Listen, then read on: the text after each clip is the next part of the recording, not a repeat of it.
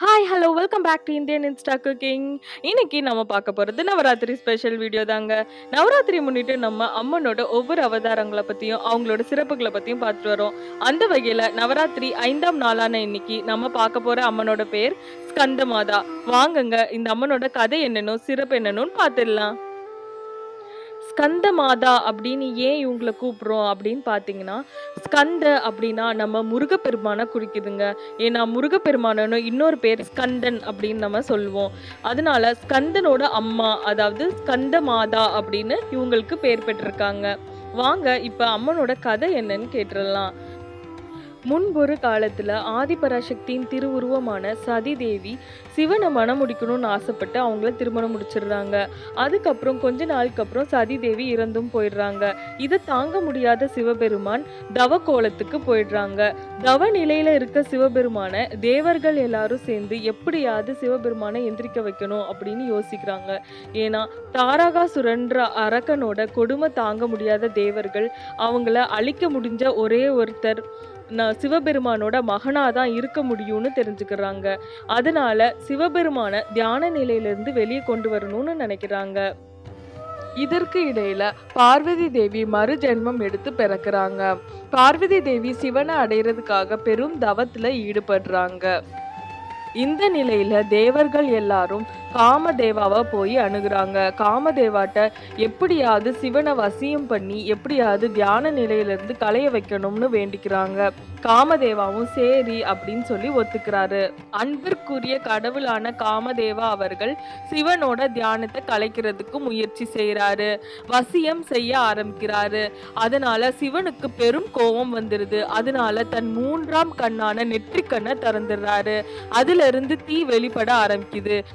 ஆனா தன் முன் பார்வதி தேவி தவம் இருக்கிறத பார்த்த சிவனுக்கு இவங்க சதியின் மறு உருவம்னு தெரிய வருது.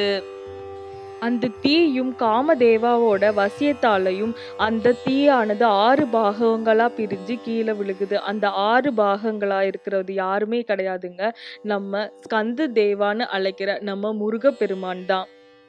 இந்த தீயிலான பாகங்களை அக்னி தேவர்கிட்ட கொடுக்குறாங்க. ஆனா அக்னி தேவராலேயே இந்த உஷ்ணத்தை தாங்க முடியலங்க.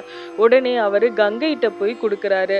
கங்கையில சரவண் அப்படின்ற இடத்துல கொடுக்கறனாலதான் இவருக்கு சரவணன் அப்படின்ற பேர் வந்தது. அதாவது முருகப்பெருமானுக்கு நம்ம இன்ன வரைக்கும் சரவணன் அப்படின்ற பேர்லயும் அழைக்கிறதுக்கு இதுதாங்க காரணம்.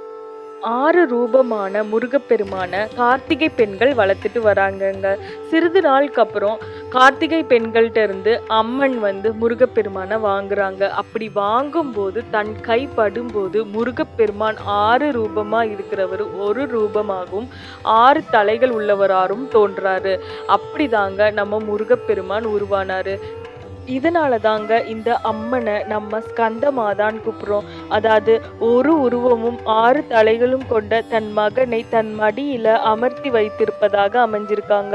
இவங்களுக்கு 4 கைகளும் 4 கையில 2 கைகளில் மலர்களும் ஒரு கை பக்தர்களை ஆசிர்வதிக்கும் விதமாகவும் ஒரு கையில தன் மகனான ஸ்கந்த பெருமானை அணைத்திருப்பதாகவும் அமைஞ்சிருக்காங்க. இவங்களோட வாகனமா சிம்மம் சொல்லப்படுதுங்க. இந்த அம்மனை நம்ம வணங்கும் போது செல்வ செழிப்போடவும் நல்ல தைரியமாகவும் வீரமாகவும் அமைவோன்னு சொல்லப்படுறாங்கங்க. நவராத்திரி 5ஆம் தினமான இன்னைக்கு நம்மளுக்கு அம்மனுக்கு உகந்த நிறமா வெள்ளை நிறம் கருதப்படுதுங்க. அதே மாதிரி உகந்த மலர் என்னன்னு பார்த்தீங்கன்னா பாரிஜாத மலர். இன்னைக்கு நம்ம போட வேண்டிய கோலம் மாக்கோலம். அதுலயும் நம்மளுக்கு மயில் இல்லைன்னா ஏதாவது பறவை வகையான கோலம் போட்டிங்கன்னா ரொம்ப விசேஷம்னு கருதப்படுது. ஸ்கந்த மாதாவை போற்றும் வகையில் இன்னைக்கு நம்மளோட ஸ்லோகம் என்னன்னு சொல்லிட்டு நான் இந்த வீடியோவில் கடைசியில் போட்டிருக்கேன். அதே மாதிரி டிஸ்கிரிப்ஷன்லையும் போட்டிருக்கேன். கண்டிப்பாக போய் பாருங்கங்க. நவராத்திரி 5ஆம் தினமான இன்னைக்கு நம்ம பார்க்க வேண்டிய நெய்வேத்திய ரெசிபி என்னன்னு பார்த்துடலாங்க. காலை நேரம் அம்மனுக்கு படைக்க நெய்வேத்தியமா நம்ம இன்னைக்கு பார்க்க போகிற ரெசிபி தயிர் சாதம். வாங்குங்க இதை எப்படி பண்ணலான்னு பார்த்துடலாம்.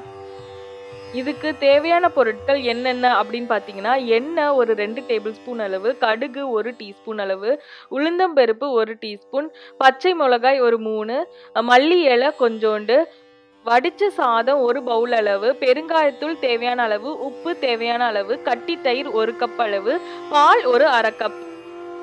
ஒரு பவுல்ல நம்ம கட்டி தயிரையும் பாலையும் நல்லா கலந்து எடுத்து வச்சுக்கலாங்க. அதுக்கப்புறம் நம்ம ஒரு பேன் எடுத்து அதுல எண்ணெய் ஊத்தி எண்ணெய் நல்லா காஞ்சோடனே அதுல கடுகு, உளுந்தம்பருப்பு, பச்சை மிளகா மற்றும் நம்ம மல்லி இலையை இதுல சேர்த்துக்கலாம். இதுக்கப்புறம் இதுக்கு தேவையான அளவு பெருங்காயத்தூள் சேர்த்துக்கலாங்க.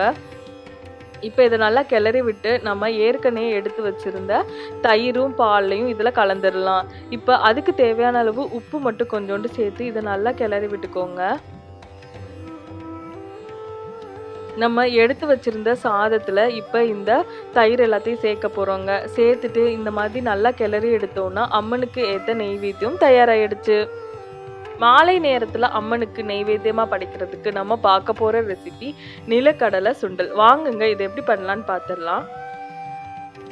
இதுக்கு தேவையான பொருட்கள் என்னென்ன அப்படின்னு பார்த்தீங்கன்னா, எண்ணெய் ஒரு 2 டேபிள் ஸ்பூன் அளவு, கடுகு 1 டீஸ்பூன் அளவு, பச்சை மிளகா ஒரு 3, கருவேப்பிலை தேவையான அளவு.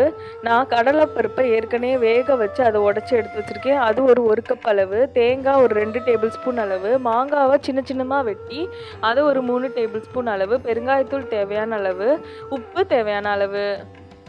நிலக்கடலையை இந்த மாதிரி நல்லா கழுவி எடுத்து சுத்தமாக எடுத்து வச்சுட்டு அதில் தேவையான அளவு தண்ணி ஊற்றிட்டு இதுக்கு தேவையான அளவு உப்பு சேர்த்துக்கலாம். இப்போ குக்கரை மூடி விசில் வச்சு ஒரு 20 நிமிஷம் நல்லா வேக வச்சு எடுத்து வச்சுக்கோங்க. இப்போ வேக வச்சதை ஷெல்லை இந்த மாதிரி ஒன்றொன்னா உரித்து உள்ளே இருக்க கடலையை தனியாக எடுத்து வச்சுக்கோங்க. அதே மாதிரி மாங்காவும் ஒரு 3 டேபிள் ஸ்பூன் அளவு வர மாதிரி இந்த மாதிரி பொடி பொடியாக நறுக்கி எடுத்து வச்சுக்கலாம். இப்போ ஒரு பேனில் தேவையான அளவு எண்ணெய் சேர்த்துக்கோங்க.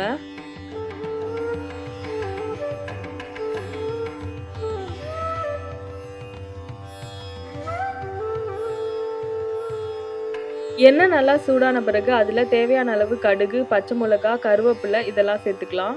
இதோட நம்ம பொடியை நறுக்கி வச்சிருந்த மாங்காவையும் சேர்த்துக்கலாங்க.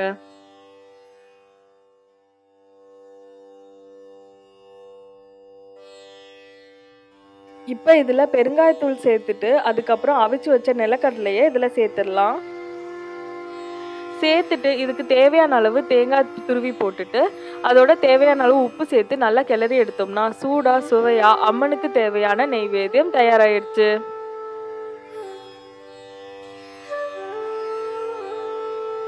நவராத்திரி 5ஆம் நாளான இன்னைக்கு அம்மனுக்கு ஏத்த ஸ்லோகம் என்னன்னு பார்த்துடலாங்க. Simhasanagata Nityam Padmanchita Karadvaya Shubhadastu Sada Devi Skandamata Yashasvini. இந்த மந்திரத்தை நம்ம 9 முறை சொல்லி வரும்போது ஸ்கந்த மாதாவோட அருள் நம்மளுக்கு கிடைக்கும்னு நம்பப்படுதுங்க. உங்களுக்கு இந்த வீடியோ கண்டிப்பா பிடிச்சிருக்கும் நான் நம்புறேன். பிடிச்சிருந்தா கீழே இருக்க கமெண்ட் செக்ஷன்ல கண்டிப்பா கமெண்ட் பண்ணுங்க. உங்க ஃப்ரெண்ட்ஸ் அண்ட் ஃபேமிலிக்கு கண்டிப்பா ஷேர் பண்ணுங்க. நீங்க இன்னும் நம்ம சேனலை சப்ஸ்கிரைப் பண்ணலைன்னா கண்டிப்பா சப்ஸ்கிரைப் பண்ணுங்க. தேங்க்யூ ஃபார் வாட்சிங் இந்தியன் இன்ஸ்டா குக்கிங்.